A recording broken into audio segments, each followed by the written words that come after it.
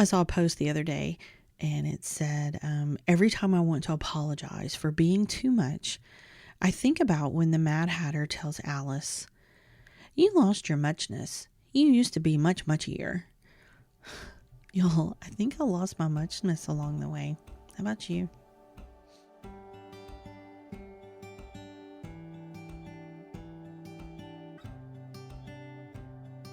Welcome back to Soulful Wonderings, the space where we search for meaning in everyday life and honor the lessons that help us grow. I'm Heather and I'm your host. But before we get started, we would love it if you would subscribe to our podcast. You can also head over to our socials and follow us there, and we will be sure and put all of that in the show notes. You know, I suspect there have been times in my life when I've been a bit much. In fact, I think I know that. But there's a struggle inside me about how much I want to be or feel like I can be. I remember as a kid, it was all about fitting in, right? Kids can be so cruel. Truth is, adults can too. But we moved a lot, so I was, kind of perpetually the new kid. I was always trying to find my way into friend groups or cliques, and, those had been formed for years. So there was definitely history, with them, things you didn't understand. As much as they might accept you and allow you to be part of their group and befriend you and be kind, there were always things they talked about that you didn't understand or you didn't know, just because there was this history, the inside jokes, all the things. So I think I always felt kind of a bit out of step, like I was just on the edge of the circle. And if I could just find my way through, if I could just cross over that edge, that rim, that I would find acceptance and love. I'd find real friends. And I was close with my family, but, you kind of didn't have a choice when you moved around that much. They were the only constant. And there were issues. I mean, who gets along with their whole family all the time? I also had an overachieving sister who I knew I could never compete with. There was a bit of acceptance about that, and throughout my life, she was the brain, I was the creative one. That's just kind of how we were labeled. What's weird is, even though that label gave me a certain amount of grace, I'm going to say, for my weirdness, it also came with pressure. Do you know what I mean? When there was a call for someone creative or something that needed to be done that was creative, that meant you were up. Creative, where you at? And if whatever you created didn't meet expectations, then you were a failure. You heard things like, "I thought you were creative." But I was also a kid and often asked to do things that I had never done before and really didn't know how to do. Probably shouldn't be left to my own devices to figure out at that age. But you're the creative one, right? So do it. And then people would just watch as you failed. It was great. So I learned to shrink. I think that's probably what a lot of people have done. You shrink where you're not noticed. Maybe I can just fade into the background. You'd learned, let me just try not to stand out. Even though there were parts of me, there were times when I absolutely longed to just let go, to sing, to dance, to be silly, or maybe to even take the lead on a project that wasn't creative. There's a novel thought. But in my day, the silly, the singing, the dancing, the not following along to your label, you had to lock that shit down. Or you know what? You didn't fit in. And the kids at the new school that you had just shown up at would actually know you were a freak instead of just speculating. And of course, heaven forbid it get back to my perfect sister and I made her look bad. That did happen a couple times. But I mean, she was over there playing Little Miss Perfect like an Oscar winner. You know what I'm saying? So I found out later, like after she died later, that she really did want to be a singer. And I kind of remember that. when we were younger. I mean, she was always singing and playing piano and whatnot. And our mom had forced us into lessons, which I regret now that I can't remember how to play. I've even tried, and that muscle memory is not really coming back to me. I would love if it would. I would love if I had taken that more seriously. But at the time, I wanted to play basketball. You know, I didn't have the same interest in it that she did. And I mean, we were in a small town. Actually, making it as a singer would be very difficult. And back then, I mean, you didn't have the internet. You didn't have YouTube where you could make videos and do your thing. So, you know, if you try to kind of go I'm going to say the traditional route into it, that wasn't gonna be easy from there. But I can remember a couple of times that she actually, I guess, worked as a promoter. We knew a couple of bands from different areas that we brought them to our area, you know, and so she was acting kind of as a promoter, I guess. I think my parents saw it as promoter, producer. They were backing her in it, because it's kind of like with me and my creative thing. You're never going to make money at that. You know, you're never going to be successful as a singer.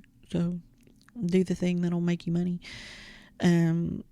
So she did that, but you could tell she wasn't happy. But again, I found out after that she went so far as to audition for some singing roles.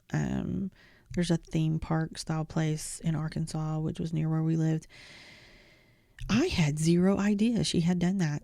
I had no idea she had gone that far, and she had really, really put herself out there that way. But here's the truth. She was being labeled too. You know, that's what happens, right? You get a label. You are good at something, or you show an aptitude at something, and suddenly that's just what you are, and that's what everyone considers you all your life. Those same people will identify or associate you with that identity. So she was the smart, perfect, successful, always had to have her shit together. No one gave her the room to kind of put her elbows out and be creative as well. And I mean, how weird, you know, that wouldn't be odd for us to have similar talents. You know, maybe I have a little more, or leaned a little more creative than she did. Not that I was more creative than she was. I just kind of leaned that way a little more. That doesn't mean she didn't have the same talent or thoughts. Just because I lean a little more creative doesn't mean I can't handle, you know, business things and organization and some of the stuff she did, you know. So it's funny, huh? All of us get judged at some point, don't we? Anyway, I spent much of my life kind of feeling out of step. It took me getting into adulthood before I think I really started finding groups where I could be me, where my muchiness wasn't too much. But even then, I was still a bit guarded. You know, I think that was my conditioning. My brain would tell me to shrink. You know, and say, don't rock the boat, go along, so they love you. We said that already, didn't we? But it didn't change, even with age and wisdom. You know, when you're a kid, people will tell you, just wait, school doesn't last forever. You'll find your people. And I'm here to tell you, kids that are dicks grow up to be adults that are dicks, whether that's at work or in college or at church. And yes, I said church because they can be anywhere, really. So even though you may have kind of more recourse and not have to worry as much about getting into trouble like you did in school, except for HR, I guess. A dick is a dick. So if that's who they are, then it really doesn't matter what your age is. You're going to encounter them. So we kind of keep searching, don't we? We look for our people. And people say, I've said it, you know, just said it, that they feel out of step. They never quite fit in. But as I grow and heal, I'm not so sure out of step is the correct phrase. I mean, I never felt like I truly fit in. But lo and behold, as shared before, neither did my perfect sister. We all feel it at some point, don't we? That we aren't allowed to be who we really are. But what if we aren't too much? What if we're just in the wrong room? You know, there were people in the back of that class that smiled when you were the new kid and you were in the front and you were being muchier. You know, they enjoyed it. After all, they were probably a little muchy too. So I think many of us learned, though, to shrink, to survive. I think we learned that we were being labeled instead of being seen. And that we often mistook safety for belonging. Maybe we didn't lose our muchness. Maybe we just learned where it wasn't safe to use it. I think the thing I've been learning is kind of just how to stretch again. You know, I'm just slowly remembering how to take up space again, how to be me, to be too much and not apologize for it. You know, how to release the conditioning and be willing, like I said, to just take up space again, to know that that's allowed. What if that's all people like my sister needed to see, you know, to be a singer? Maybe she just needed to see someone being their muchiest and living their best life. And that's all it took. And I want to be clear, this isn't about throwing all self-awareness out the window.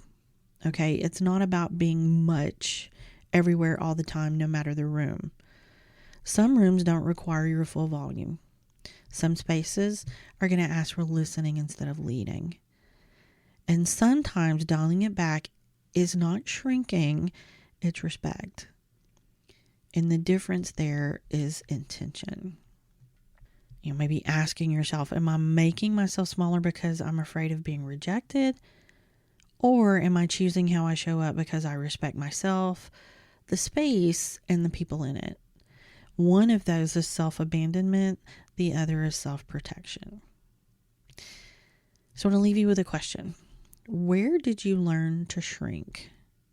Maybe more importantly, who benefited from you being smaller? And then ask yourself, what part of me has been waiting for permission to take up space again? No journaling homework here, just noticing. I don't think healing is about being everything everywhere. I think it's about knowing yourself well enough to choose, to know when to bring your whole self forward and when to hold parts of yourself close, not out of fear, but out of care. Your muchness doesn't disappear when you don't choose it. It waits. It rests. It shows up where it's welcome. Maybe that's the real work, not shrinking or proving, but learning how to honor who you are without giving yourself away. Knowing when to take up space and when to hold it is part of trusting yourself. You don't lose yourself by choosing the room. You honor yourself. Your muchness isn't gone. It just knows where it belongs now.